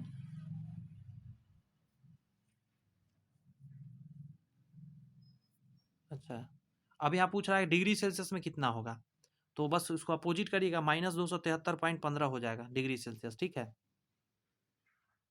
अधिकतम ताप की कोई सीमा नहीं होती है, परंतु और न्यूनतम ताप की सीमा है। किसी भी वस्तु का ताप -273.15 डिग्री सेल्सियस से कम नहीं हो सकता है, इसे ही परम शून्य ताप कहते हैं। और केल्विन पे आने पर यह 0 केल्विन लिखते हैं, 0 केल्विन पर -273.15 डिग्री सेल्सियस होता है। थोड़ा सा इसको याद रखना, अच्छा सा क्वेश्चन था ये। किसी पिंड का ऊष्मा धारिता किस पर निर्भर करती है, क्योंकि कितना ऊष्मा अपने पास धारिता करके रहेगा, पकड़ के रखेगा। तो कहा जा रहा है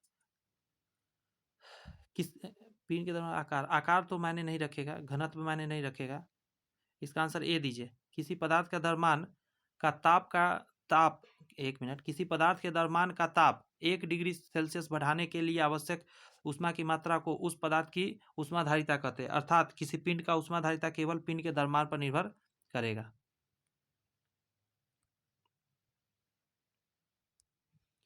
तेज गर्मी के मौसम में मुख्यतः रेगिस्तान में घटित होने वाली दृष्टि भ्रम की घटना किस सिद्धांत पर आधारित है? मतलब लगेगा नहीं पानी पानी है आगे, बट है नहीं पानी वहाँ, इसको बोलते हैं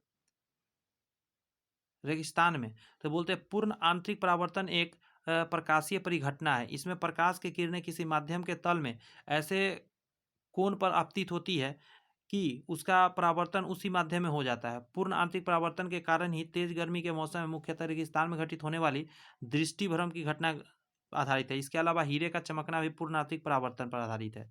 तो डी आंसर दीजिएगा, पूर्ण आंतरिक परावर्तन बोलते हैं इसको।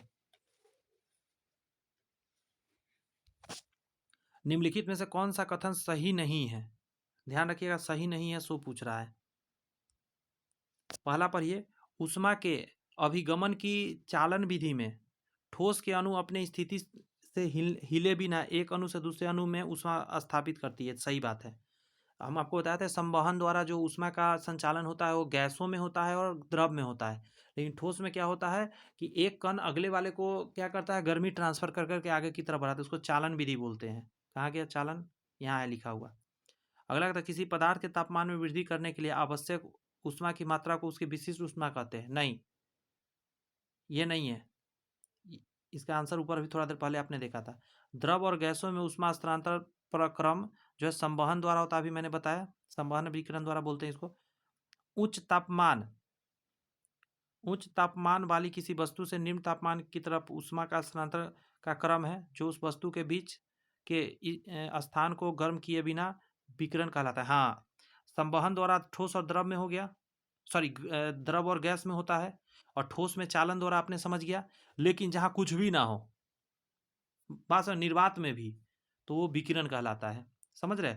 उच्च तापमान वाली किसी वस्तु से निम्न तापमान वाली वस्तु में ऊष्मा स्थानांतरण प्रक्रम जो वस्तु के बीच एक स्थान को गर्म किए बिना होता है, उसे हम लोग विकिरण बोलते हैं। और ये जो एक आपने देखा है, बताता हूँ, जो आजकल एक टीवी जैसा रहता है जिसके अंदर खाना वगैरह गर्म किया जाता है, उसका नाम क्या है? नाम ध्यान नहीं आ रहा मेरे को। उसको क्या बोलते हैं? एक होता है इंडक्शन चूल्हा। इंडक्शन चूल्हा पे हम लोग खाना बनाते हैं, वहाँ पे संवहन का काम हो रहा होता है, बात समझे? वो काम कर रहा होता है, इस पर काम कर रहा होता है। और जब हम लोग आग देकर गर्म करके खाना पका रहे होते हैं चूल्हा पर, तो ये चालन होता है। लेकिन आजकल आ गया है माइक्रोवेव। हाँ, माइक्रोवेव, वो यही है। ठीक है, विकिरण द्वारा। यहाँ पे कहा जा रहा है कि किसी पदार्थ की इकाई मात्रा का ताप 1 डिग्री सेल्सियस बढ़ाने के लिए आवश्यक ऊष्मा की मात्रा को उसका विशिष्ट ऊष्मा बोलते हैं। मतलब 1 डिग्री सेल्सियस बढ़ेगा, इकाई मात्रा लेना है आपको, इसीलिए। यानी किसी पदार्थ की विशिष्ट ऊष्माधारिता ज़्यादा होगी, उसे गर्म करने के लिए ज़्यादा ऊष्मा की जरूरत होगी। किसी पदार्थ के तापमान में वृद्धि करने के लिए आवश्यक ऊष्मा की मात्रा उसकी विशिष्ट ऊष्मा नहीं होती है। चलिए, तापमान में कोई परिवर्तन किए बिना, ठीक है, द्रव अवस्था को गैस अवस्था में बदलने के लिए ऊष्मा की मात्रा को क्या कहते हैं? तापमान में कोई परिवर्तन नहीं हुआ है, लेकिन द्रव को गैस में बदलना है, उसको क्या बोलते हैं?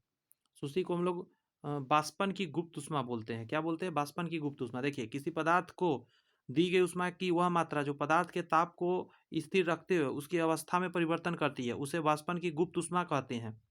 जब कोई पदार्थ एक भौतिक अवस्था से दूसरी भौतिक अवस्था में बदल जाता है, तो एक नियत ताप पर ऊष्मा प्राप्त होता है। तापमान में कोई परिवर्तन किए बिना द्रव अवस्था को गैस अवस्था में बदलने के लिए आवश्यक ऊष्मा की मात्रा को बाष्पन की गुप्त ऊष्मा कहा जाता है। नेक्स्ट प्रश्न है कि निम्नलिखित में से कौन सा एक गर्म किए जाने पर सर्वाधिक प्रसारित होगा?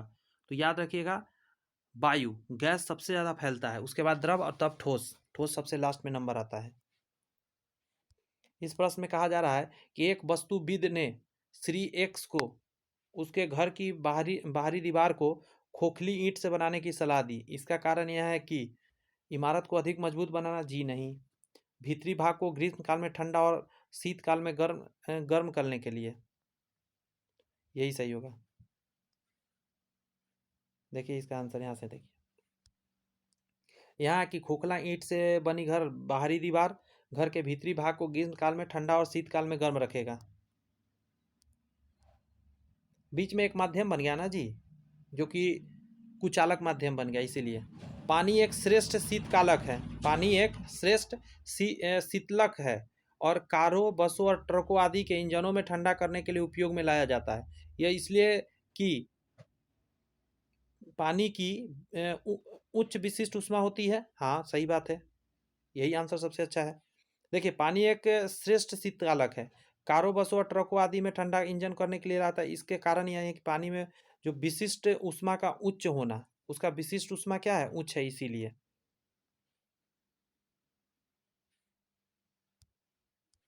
कह रहा है एक आयताकार बर्फ के टुकड़े का आधा हिस्सा सफ़ेद कपड़े से टुकड़े में लपेटा जाता है, जबकि दूसरा आधा हिस्सा काले कपड़े से लपेटा जाता है। इस संदर्भ में निम्नलिखित कथन में से कौन सा कथन सही होगा? काले कपड़े से लपेटे गए हिस्से में बर्फ अधिक आसानी से पिघलेगी। सही बात है, क्योंकि काला कपड़ा क्या होता है? ऊष्मा का अच्छा शोषक है, वो अवशोषित करेगा। एक आयताकार बर्फ के टुकड़े को आधा हिस्सा सफ़ेद से और आधा अगर काले से लपेट देते हैं, तो काले कपड़े से लपेटे हुए हिस्से में बर्फ अधिक आसानी से पिघलती है, क्योंकि काला कपड़ा अधिक मात्रा में प्रकाश ऊर्जा का अवशोषण करता है। आया कहता है बंद कमरे में रखे किसी चालू रेफ्रिजरेटर का दरवाज़ा यदि खुला रख दिया जाए तो कमरे में नेट प्रभाव क्या होगा? कमरा गर्म हो जाएगा। अगर आप फ्रिज खोल दिए हैं तो आप ये नहीं सोचेगा फ्रिज आपका ठंडा कर देगा, कोई एयर कंडीशनर नहीं है आपका रूम गर्म कर देगा। देखिए बंद कमरे में, गौर से बंद कमरे में रखे किसी चालू रेफ्रिजरेटर का दरवाज़ा खुला रखा जाए तो वह कमरे को गर्म कर देगा, क्योंकि रेफ्रिजरेटर के खुले रहने पर इसके अंदर से जो गर्म हवा हटाई जाएगी वह कमरे में आ जाएगी। साथ ही कमरे में उपस्थित वायु कणों को ऊष्मा प्रदान करेगी, जिसकी वजह से कमरे में तापमान बढ़ जाएगा। एक पाइप आपको लगाना पड़ेगा, एक पाइप आप लगा के बाहर कर दीजिए, जो कि गर्म हवा जो रेफ्रिजरेटर निकाल रहा है वो बाहर भेज देगा, फिर रूम ठंडा होगा, जो कि एसी करता है, जो कि संभव है नहीं। आगे कहता है ग्रीन हाउस गैस, CO2 को बोलते हैं, ओजोन को बोलते हैं, जो वाष्प होता है उसको बोलते हैं। तो देखिए ग्रीन हाउस गैस जो पृथ्वी की सतह का तापमान बढ़ाने में योगदान करती है, वो मुख्य रूप से भूमिका है, तो इसको क्या बोलते हैं, कह रहा है आगामी सूर्य किरण को होकर जाने देती है, लेकिन निर्गामी अपरक्त किरण को रोकती है। जो जाने वाला है उसको रोक लेता है, इसीलिए। देखिए यहाँ समझिए, कह रहा है पृथ्वी पर मौजूद वातावरण ग्रीन हाउस सतह के रूप में कार्य करता है। सूर्य की ओर से आने वाली प्रकाश किरणें 31% भाग पृथ्वी की सतह पर पुनः परावर्तित होकर स्पेस में चला जाता है और 20% भाग वातावरण के द्वारा अवशोषित कर ली जाती है, और यही कारण क्या है कि गर्मी बढ़ता है। आगे अब सुनिए, कह रहा है सूर्य से आई ऊर्जा का बचा हुआ भाग पृथ्वी पर मौजूद समुद्र और सतह पर मौजूद पदार्थों द्वारा अवशोषित कर ली जाती है, फिर इसे उष्मा ने हीट में परिवर्तित किया जाता है, जो पृथ्वी की सतह और ऊपर मौजूद हवाओं को गर्म करने में मदद करती है। पृथ्वी के वातावरण में मौजूद कुछ खास गैस ग्रीन हाउस के रूप में कार्य करता है और उष्मा को पृथ्वी से बांधे रखता है। और मैंने रीजन बताया ना कौन कौन है, उसमें क्या क्या बताया बताइए। CO2 बताया, तो ध्यान रखिएगा। जल वाष्प भी उसी में आता है, ओजोन भी ये काम करता है। नेक्स्ट है आपका धूल छतरी के लिए कौन सा रंग सर्वोत्तम होगा। ऊपर से सफेद करिए और नीचे से काला, बात समझे। धूप में आप जा रहे हैं, ऊपर से सफेद रहेगा और रिफ्लेक्ट करे। देखिए धूप छतरी के सर्वोत्तम रंग ऊपर से सफेद और अंदर काला है, क्योंकि सफेद कपड़े अच्छे परावर्तक होता है, ठीक है, और काले कपड़े अच्छे अवशोषक होता है। मतलब नीचे से गर्मी अवशोषित करेगा खींच खींच कर, और ऊपर व्हाइट रहेगा उसको देगा, व्हाइट वाला उसको रिफ्लेक्ट करेगा। जब बर्फ पिघलती है तो, जब बर्फ पिघलती है तो इसका आयतन घट जाएगा, क्योंकि दिमाग में आयतन जो होता है, आयतन क्यों घट जाता है समझिए ज़रा। जब वो जिस समय जमता है ना तो वो फैल जाता है, फैल के आयतन बढ़ा लिया अपना। इसी आयतन बढ़ने के कारण क्या हो जाता है, पानी पर वो तैरता है और घनत्व उसका क्या हो जाता है, कम हो जाता है। आयतन बढ़ गया, घनत्व कम हो गया, और जब वो पानी बदलेगा तो घनत्व ज़्यादा हो गया, आयतन घट जाता है। आगे कहा जा रहा है सेल्सियस तापमान, यह एक सापेक्षिक तापमान है। सापेक्ष का मतलब होता है सेल्सियस में आप निकाल रहे थे, किसी के सापेक्ष में निकाल रहे, उसका कम है तो हाँ भाई उसका ज़्यादा है, उसका ज़्यादा है तो उसका कम है, इस आधार पे आप निकालते हैं। सापेक्षिक द्रव्यमान बोलते हैं इसको। रेफ्रिजरेटर में प्रयोग की जाने वाली गैस को क्या बोलते हैं, मतलब सॉरी क्या करता है। देखिए रेफ्रिजरेटर में कार्यकारी पदार्थ के रूप में रेफ्रिजरेंट नामक तरल पदार्थ जैसे कि फ्रियोन हो गया और अमोनिया का इस्तेमाल किया जाता है, बात समझे।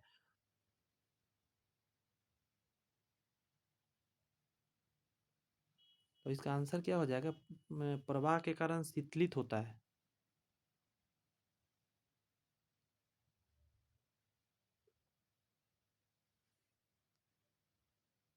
देखिए मैं एक चीज़ समझाने की कोशिश कर रहा हूँ। देखिए क्या होता है, आप एक चीज़ जानते हैं कि उसमें एक सिलेंडर लगा हुआ रहता है, उस सिलेंडर के अंदर गैस भरा जाता है, फ्रियोन वगैरह ये जो गैस है, नियॉन अमोनिया। देखिए अब क्या होता है ना, वो गैस तो पहले संपीड़ित है, लेकिन अब जब उसको फ्री किया जाता है, रिलीज प्रसारित हुआ, तो वो ठंडा करेगा और फिर वो आगे जम जाता है और फिर उसको प्रसारित किया जाता है। सेम प्रोसेस बार बार किया जाता है, इसीलिए क्या होगा, प्रसारित करें। इसका आंसर ये गड़बड़ दिया गया, ये नहीं होगा, इसका आंसर होगा जो मैंने बताया, प्रसारित करने पर ठंडा करता है, उसको रखा जाता है संपीड़ित करके।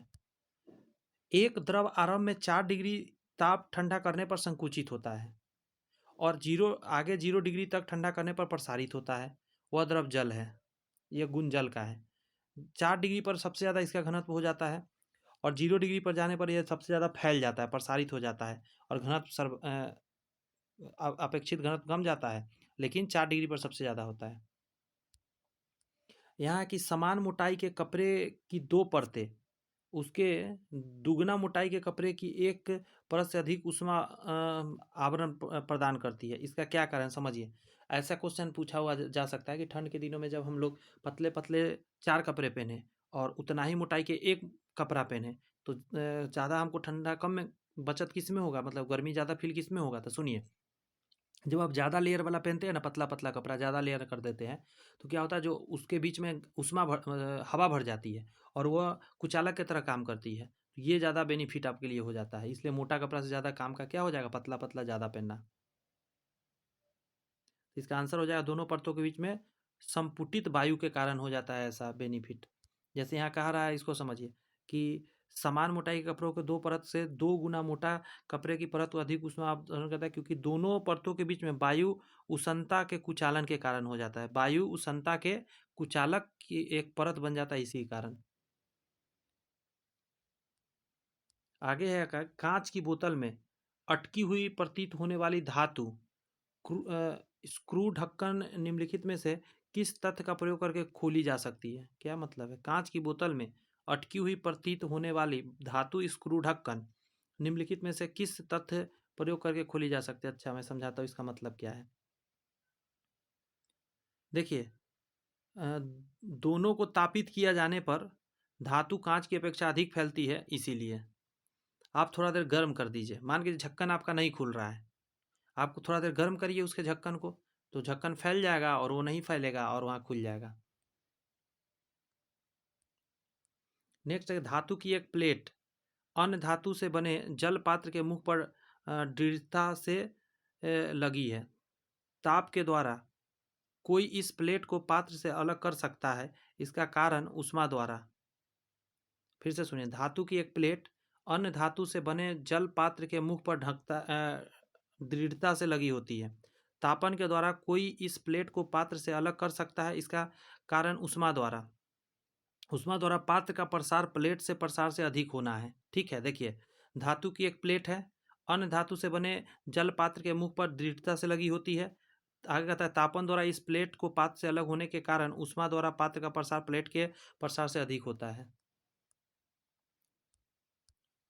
किसी गर्म आपत दिवस के पश्चात लोग छत पर जल छिड़कते हैं, क्योंकि जल वाष्पीकृत होगा, नीचे ठंडा कर देगा। जल के वाष्पीकरण से गुप्त ऊष्मा अधिक होता है। जल की वाष्पीकरण की गुप्त ऊष्मा अधिक होती है। किसी गर्म आपत दिवस के पश्चात लोग छत पर जल का छिड़काव करते हैं, क्योंकि जल की वाष्पीकरण की गुप्त ऊष्मा अधिक होती है। दो निकाय तापीय साम्य में कहे जाते हैं। साम्य में कहे जाते हैं यदि और केवल यदि, आंसर है इस, एक मिनट, इसके बीच कोई ऊष्मा प्रवाह ना हो। इसके बीच कोई ऊष्मा प्रवाह ना हो। दो निकाय तापीय साम्य कहे जाते हैं यदि केवल यदि इसके बीच ऊष्मा प्रभाव ना हो। 100 ग्राम द्रव्यमान का कोई बर्फ का टुकड़ा 0 डिग्री पर रखा गया है। 0 डिग्री पर पिघलने के लिए इसे कितनी ऊष्मा मात्रा आवश्यकता होगी। तो कहता है बर्फ के पिघलने के लिए गुप्त ऊष्मा का मान इतना है। तो 100 से इसमें गुना कर दीजिए, 100 ग्राम का है तो आंसर हो जाएगा 3330 जूल हो जाएगा। यहाँ क्वेश्चन है, निम्नलिखित में से किसमें ऊष्मा की हानि मुख्य रूप से संवहन के कारण नहीं होती है। संवहन है ना, ठोस, कहाँ है ठोस, देखिए, उबलता जल, भूमि और समुद्री मंद पवन, बात्य भट्टी के चारों ओर वायु का परिसंचरण, बल्ब के तंतु में धारा प्रवाह होने के कारण बल्ब के कांच की सतह का गर्म होना। डी आंसर हो जाएगा। संवहन के कारण नहीं होता है, सिर्फ होता है गैस में और द्रव में। केल्विन तापमान T तथा सेल्सियस तापमान TC के बीच सही संबंध निम्नलिखित में कौन सा है। तो देखिए, केल्विन बराबर कहा जाता है, जो डिग्री सेल्सियस होता है उसमें 273.15 जोड़ना पड़ता है तो बराबर हो जाता है। तो हम कहाँ आंसर देंगे, डी आंसर देना सही रहेगा कि जो केल्विन तापमान है वो डिग्री सेल्सियस में 273.15 जोड़ने से बराबर हो जाता है। जैसे 0 डिग्री पर इतना केल्विन होता है। ऊष्मा हानि बराबर ऊष्मा वृद्धि का संबंध निम्नलिखित में से किससे निरूपित होता है। तो आंसर हो जाएगा कैलोरीमीति का सिद्धांत, इसको कहते हैं ऊष्मा हानि बराबर ऊष्मा वृद्धि का संबंध कैलोरीमीति के सिद्धांत पर आधारित है। इस सिद्धांत के अनुसार जब दो भिन्न भिन्न तापों वाली वस्तुओं को परस्पर संपर्क में रखते हैं तो ऊष्मा उच्च ताप वाली वस्तु से निम्न ताप वाली की तरफ जाने लगता है। जब तक ये दोनों वस्तु का समान ताप न हो जाए तब तक ये काम चलते रहता है। इसी को कैलोरीमीति का सिद्धांत के रूप में जानते हैं। इसको बोलते हैं ऊर्जा संरक्षण के सिद्धांत को प्रदर्शित करता है। ऊष्मा हानि बराबर ऊष्मा वृद्धि। निम्न ताप पर प्राप्त करने के लिए निम्न तापमान प्राप्त करने के लिए जूल थॉमस प्रक्रम अत्यधिक उपयोगी तथा मितव्ययी है। इस प्रक्रम किस श्रेणी में आते हैं? तो इसको बोलते हैं रुद्धोष्म प्रक्रम के रूप में जानते हैं। देखिए, जूल थॉमस रुद्धोष्म प्रक्रम की प्रक्रिया में आते हैं। इसके अंतर्गत निकाय में कोई प्रक्रिया इस प्रकार होती है कि निकाय और वातावरण के मध्य ऊष्मा का आदान प्रदान नहीं होता है। आगे है कि गर्म पानी के उष्णोत्तर में गीजर के अंदर का स्तर तापमान का, एक मिनट, क्या है क्वेश्चन? गर्म पानी के उष्णोत्तर यानी गीजर के अंदर का स्तर ताम्र का क्यों बना होता है, मतलब अंदर तांबा क्यों बनाया जाता है, शो कर रहा है। देखिए, ताम्र के बारे में कहता है ऊष्मा और विद्युत दोनों का सुचालक होने की वजह से बनाया है, ज़्यादा देर होल्ड करके रखेगा गर्मी को। कहता है ताम्र की ऊष्मा चालकता चांदी के छोड़कर अन्य सभी धातुओं अपेक्षा अधिक है। साथ ही ताम्र विद्युत का अच्छा चालन भी करता है। यदि हम ताम्र किसी टुकड़े को एक सिरे को गर्म करते हैं तो टुकड़े का दूसरा सिरा शीर्ष से उसी ताप पर पहुंच सकता है। इसी गुण के कारण तांबे का प्रयोग कई उपकरणों में शीघ्र ऊष्मा हस्तांतरण के लिए किया जाता है। जैसे एसी वगैरह, फ्रिज वगैरह सब में ज़्यादातर तांबा का ही प्रयोग हो रहा होता है हर जगह। निम्नलिखित कथन में से कौन सा सत्य है, सही वाला पूछ रहा है। तो सी पर कह रहा है सेल्सियस तापकरण पर 10 डिग्री का तापांतर फ़ारेनहाइट तापकरण पर तापांतर 18 डिग्री होनी चाहिए। सेल्सियस पर 10 डिग्री सेल्सियस तो तापांतर फ़ारेनहाइट पर 18 डिग्री होनी चाहिए। कथन कारण वाला प्रश्न है। कह रहा है कथन में है एक गर्म उष्ण दिवस में खुली तालाब का पानी ठंडा रहता है। गर्म होने पर पानी वाष्पीकृत होता है तथा ताप ऊर्जा गुप्त ऊष्मा में बदल जाती है। जानते हैं इसका आंसर हो जाएगा आपका दोनों, और इसका इसी का ही डिफिनीशन भी दिया। देखिए, तालाब के जल ऊपरी सतह होती है और उष्ण होने के कारण वाष्पित हो जाती है। इस प्रकार तापीय ऊर्जा गुप्त ऊष्मा में बदल जाती है। ये जो तापीय ऊर्जा है वो गुप्त ऊष्मा में बदल जाती है। कहता तालाब के ऊपरी जल स्तर को छोड़कर अन्य शेष भाग शीतल बना रहता है। आगे है एक पूर्ण कृष्णिका की अद्वितीय अभिलक्षण विशेषता किस रूप में है? तो कहा जाता है केवल एक उत्तम अवशोषक के रूप में। यहाँ समझिए अच्छे से। भौतिक विज्ञान में कृंशिका पदार्थ की एक आदर्शीकृत अवस्था है जो अपने ऊपर पड़ने वाले सभी विद्युत चुंबकीय विकिरण अवशोषित कर लेती है। कृंशिका का एक विशेष सतह प्रकर्म स्पेक्ट्रम में विकिरण को अवशोषित और गर्म होने पर फिर उत्सर्जित करते हैं। क्योंकि कोई भी प्रकाश दृश्य विद्युत चुंबकीय विकिरण परिलक्षित या संचरित नहीं होता है और वस्तु जब ठंडी होती है तो काली दिखाई देती है। हालांकि एक कृंशिका तापमान पर निर्भर प्रकाश प्रकरण का उत्सर्जन करता है। कृंशिका से निकलने इस सौर विकिरण का को कृंशिका विकिरण के रूप में भी हम लोग जानते हैं। नया लगा होगा ये क्वेश्चन। ताप के निम्नलिखित में से किस पैमाने में ऋणात्मक मान नहीं होता है? तो केल्विन। देखिए, केल्विन का व्युत्पन्न इकाई है। इसका प्रयोग तापमान के मापन में किया जाता है। केल्विन एक ऐसा पैमाना है जिसमें ऋणात्मक मान नहीं होता है। 0 डिग्री पर जल का हिमांक 273 केल्विन होता है। आगे है कि सौर विकिरण निम्न में से किस परास में दिखता है? सौर विकिरण हो जाएगा 400 से 700 नैनोमीटर। पृथ्वी पर आने वाली सौर विकिरण का परास जो है 100 नैनोमीटर से 106 नैनोमीटर तक गड़बड़ लिखा गया, रुक जाइए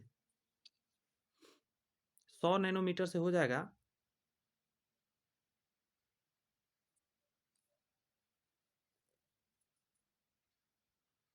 जानते हैं ये बहुत ज़्यादा होता है। यहाँ 10 के पावर 6 लिखेगा ना तो ज़्यादा बढ़िया है, लेकिन हाँ 10 के पावर 6 होना चाहिए। ये गड़बड़ कुछ प्रिंट हो गया, ठीक है। आगे कहा जा रहा है इस सौर विकिरण के परावैंगनी विकिरण यानी परास 100 नैनोमीटर से 400 नैनोमीटर है। दृश्य प्रकाश परास हो गया 400 नैनोमीटर से 700 नैनोमीटर, और अवरक्त प्रकाश का हो जाएगा 700 नैनोमीटर से लेकर 10 के पावर 6 नैनोमीटर तक के होता है, विभाजित किया जा सकता है। नेक्स्ट है कि परम ताप परम शून्य ताप है तो किसी भी ताप पैमाने का आरंभिक बिंदु सैद्धांतिक रूप से न्यूनतम संभव तापमान और वह तापमान जिस पर सभी द्रव पदार्थों के वाष्पन जम जाते हैं वह तापमान जिस पर से इसका आंसर बी हो जाएगा। इससे नीचे नहीं माना जाता। परम शून्य सैद्धांतिक रूप से न्यूनतम संभव तापमान है। इस ताप पर आणविक ऊर्जा न्यूनतम होती है। परम शून्य तापमान केल्विन पे अगर देखा जाए 0 डिग्री केल्विन और -273.15 डिग्री सेल्सियस परिभाषित किया गया है। थर्मोस्टेट वह यंत्र है जो किसी निकाय का तापक्रम स्वनियंत्रित करता है। थर्मोस्टेट थर्मोस्टेट किसी निकाय का तापक्रम जो है नियंत्रित करने वाला यंत्र है।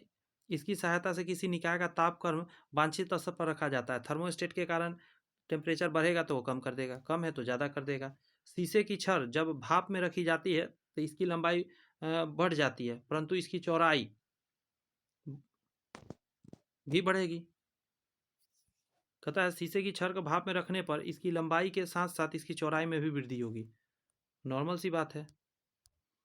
यदि हवा का तापमान बढ़ता है तो इसकी वाष्पन ग्रहण करने की क्षमता, हवा का तापमान बढ़ा दीजिए तो वाष्प ग्रहण करने की क्षमता जो होगी बढ़ जाएगी आराम से।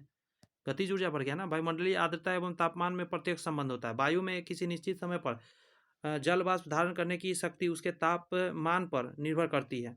हवा कितनी ही गर्म होगी उसमें नमी आर्द्रता धारण करने की शक्ति उतनी ही बढ़ जाएगी। आगे है आपका कि एक स्वस्थ मनुष्य के शरीर का ताप होता है। आंसर हो जाएगा 37 डिग्री सेल्सियस। एक स्वस्थ मनुष्य के शरीर का ताप 36.9 डिग्री सेल्सियस है जो कि ऑप्शन में नहीं है और 98.6 डिग्री फ़ारेनहाइट है। यदि शरीर का तापमान सबसे कम या ज़्यादा होता है मतलब इससे ज़्यादा या कम होता है बीमार पड़ जाता है। यदि शरीर के तापमान अर्थात 37 डिग्री सेल्सियस को केल्विन में बदलेंगे तो उसको हम लोग बोलेंगे 310 केल्विन हो जाएगा। तो केल्विन में आज के बाद अब याद रखिएगा 310 होता है। केल्विन शायद आपको नहीं पता हो लेकिन अब याद रखना 310 केल्विन होता है केल्विन में, क्योंकि कुछ नहीं करना। डिग्री सेल्सियस 37 है उसमें 273 जोड़ देना है। गर्म मौसम में पंखा चलाने से आराम महसूस होता है क्योंकि बाष्पीकरण की दर बढ़ जाता है, तेजी से बाष्पीकृत होता है। पसीना निकलता है और पंखा चलने पर तेजी से बाष्पीकृत होता है जिससे शरीर में ठंडा महसूस होने लग जाता है। पसीने का मुख्य उपयोग है टेम्परेचर नियंत्रण, शरीर का ताप नियंत्रित रखना। मानव में पसीने मुख्य रूप से उपयोग शरीर का ताप नियंत्रण रखने में होता है। एक वयस्क व्यक्ति में पसीना निकलने की दर 2 से 4 लीटर प्रति घंटा होता है, समझ रहे हैं, और 10 से 14 लीटर प्रतिदिन हो सकता है। त्वचा में पसीने का वाष्पन होने के लिए ठंडक का अनुभव होता है। कितना था याद करें इस चीज़ को। 2 से 4 लीटर निकलता है 1 घंटा में, 10 से 12 लीटर निकल जाता है 14 लीटर तक शरीर से पूरा दिन भर में, इसलिए पानी खूब पीना चाहिए। कहता है आगे जब किसी बोतल में पानी भरा जाता है तो उसे जमने दिया जाता है तो बोतल टूट जाता है क्योंकि वो आयतन बढ़ जाता है, पानी जमने पर फैलता है। नेक्स्ट क्वेश्चन है कि जब किसी बोतल को पानी से भरा जाता है तो उसमें बर्फ़ के जमने के कारण बोतल टूट जाता है। 0 डिग्री पर बर्फ़ का जो आयतन होता है सबसे ज़्यादा होता है, बढ़ जाता है, इसीलिए आंतरिक दबाव सीमा से अधिक होने से बोतल टूट जाता है। नेक्स्ट क्वेश्चन है कि कमरे में रखे रेफ्रिजरेटर का दरवाज़ा खोल कर गर्मी बढ़ जाएगा। कह रहा है आप अंततः कमरे को थोड़ा गर्म कर सकते हैं। रेफ्रिजरेटर का दरवाज़ा खुला रखने पर उसमें अनेक प्रकार की गैसें निकलती है जो कमरे को तापमान बढ़ा देती है। ऊंचाई की जगह पर पानी 100 डिग्री सेल्सियस के नीचे ताप पर क्यों उबलता है? क्योंकि वायुमंडल कम दाब हो जाता है और उबलने की पॉइंट नीचे आ जाती है। यहाँ है कि स्टील से स्टेनलेस स्टील प्राप्त करने के लिए इसमें कुछ तत्वों का मिलाकर उसे और अधिक संशोधित किया जाता है। निम्न में से कौन से कार्य प्रयुक्त नहीं किया जाता है, मतलब किसका नहीं तत्व का प्रयोग होता है? तो आंसर है सिलिकॉन का प्रयोग नहीं होता है इसमें। निकेल, कार्बन, मैग्नीज ये सब डलता है। यहाँ पे कहा जा रहा है, आप देख लीजिए कि आयरन डलता है कितना, सबसे ज़्यादा 89.4%, क्रोमियम 10%, मैग्नीज 0.35%, कार्बन 0.25%। सिलिकॉन नहीं मिलाया जाता, जबकि अल्प मात्रा में निकेल 0.8% मिलाया जाता है। तो यहाँ पे दोस्त आपका सेशन कंप्लीट हुआ। 1.5 घंटा के करीब सेशन चला है और 2 चैप्टर हम लोगों ने कंप्लीट किया। नेक्स्ट है आवर्त गति एवं तरंग। बहुत सारे चैप्टर अभी बचे हुए हैं। चैनल सब्सक्राइब करके आप बेल आइकन प्रेस कर सकते हैं ताकि आने वाला वीडियो भी आपको मिल सके। मुझे पूरा विश्वास है अच्छा लगा हो सेशन।